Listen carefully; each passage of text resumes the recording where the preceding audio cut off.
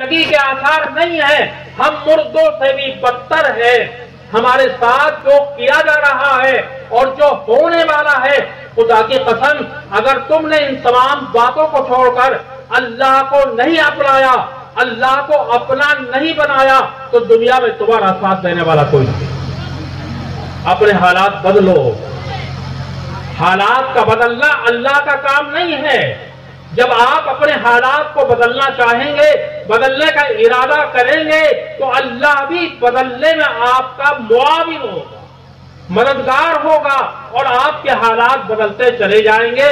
تو میرے قرآن پاک کی آیت پڑھی تھی، ان اللہ لا یغیر ما بقوم حتی یغیروا ما بانفسہم وَإِذَا أَرَادَ اللَّهُ بِقَوْمٍ سُوءًا۔ اگر آپ نے حالات کو نہیں بدلا، اپنے حالات کا جائزہ نہیں لیا، ہمارے ہاتھ بھی مسلمان ہونے چاہیے، ہماری زبان بھی مسلمان ہونی چاہیے، ہماری آنکھیں بھی مسلمان ہونی چاہیے، ہمارے پیر بھی مسلمان ہونا چاہیے، اور سب سے پہلی بات تو یہ ہے کہ ہمارا دل مسلمان ہونا چاہیے۔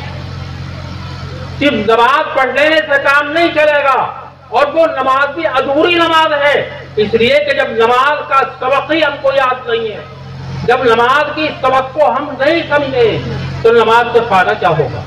تو بزرگوں اور بھائیوں، علماء اور بھی بہت ہیں، میں یہی گزارش کرنا چاہتا تھا آپ سے کہ اپنے حالات کو بدلنے کی کوشش کرو، اور اپنی رسی اور نکیل کس کے ہاتھ میں دے دو؟ اللہ کے ہاتھ میں دے دو۔ زندگی گزارو اللہ اور اس کے رسول کی اطاعت اور فرمانبرداری کے ساتھ۔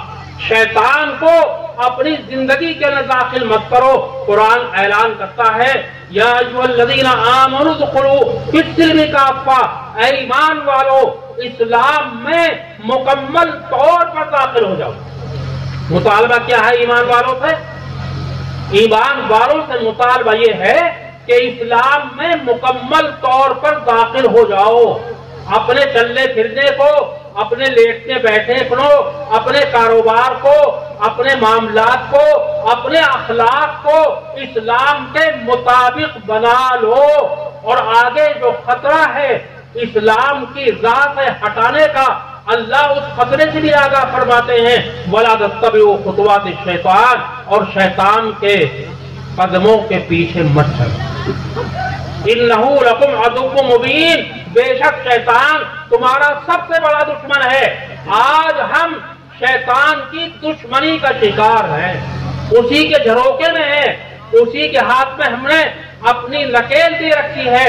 دوستوں اور بزرگوں، اگر یہ حالت رہی تو ہمارا کوئی پرسان حال نہیں ہوگا۔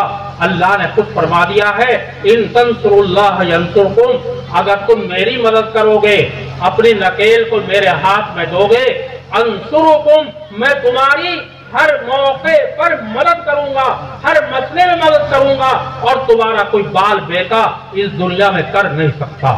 اللہ تعالی ہم کو اس کی توفیق عطا فرمائے۔ وآخر دعوانا